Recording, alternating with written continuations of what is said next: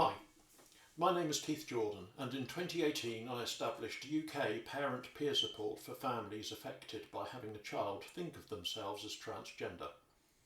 Since then, our duty has grown to serve over 3,000 parents in over 30 countries, as well as spawning a number of spin-offs.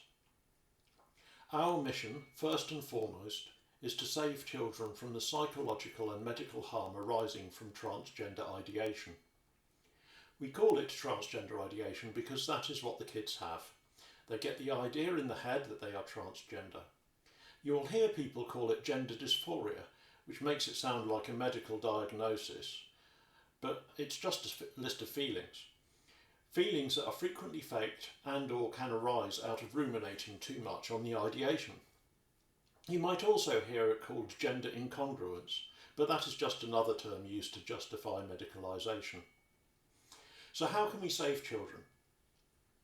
First, we must recognise that prevention is better than cure.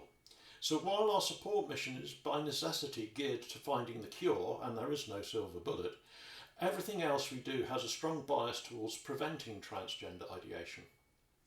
So what do we do? Well, we have developed an acronym to help remember the components of our mission. SAVE. S is for support, helping families already affected to reconnect their children with reality. Primarily, this is delivered via peer support, which is a really effective way of crowdsourcing solutions specific to individual family dynamics. And it's also clinically proven to help those needing to navigate grief. All our members are grieving in one form or another. In serious cases needing specialist intervention, then we will also do dedicated casework. A is for activism. It's about raising awareness of the medical and social scandals causing this craze. So far, this tends to be turning up with a banner and getting the press to cover it, as well as an active presence on social media platforms.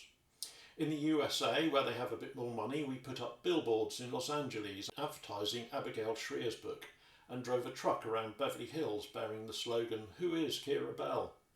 That was in 2020, and thanks to Abigail and Kira and our great West Coast team, Gigi and Erin, it really did start the conversation in the USA.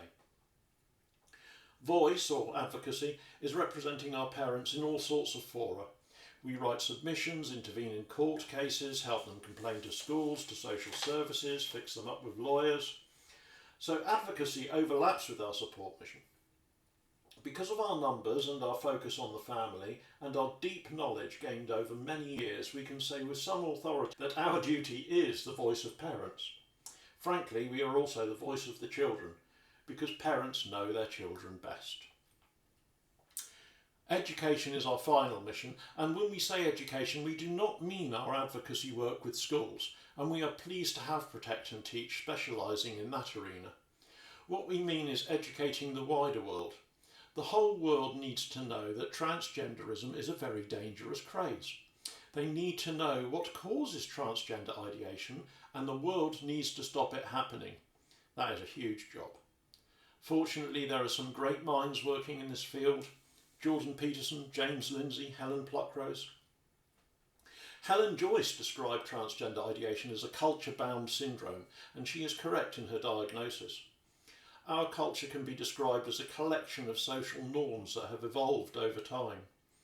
In recent years, we have seen these social norms upended. Our culture is on its deathbed.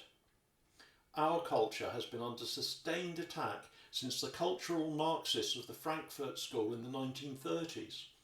They concluded that the communist utopia promised by Marx could not be delivered by seizing the economic means of production. Instead, they concluded, Marxist revolution must focus on the cultural.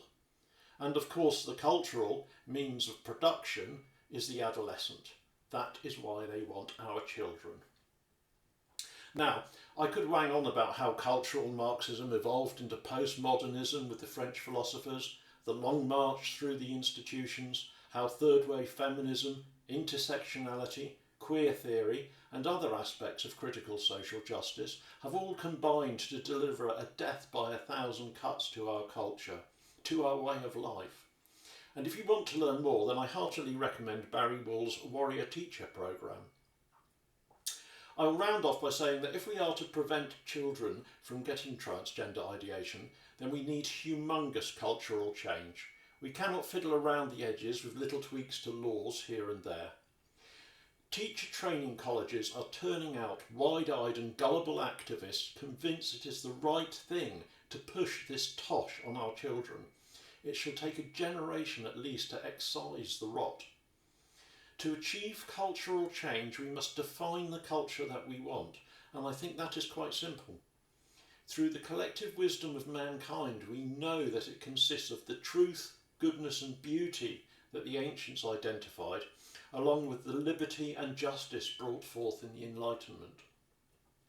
We must encourage every teacher, every child, to examine everything through these timeless principles. Is it true? Is it good? Is it beautiful?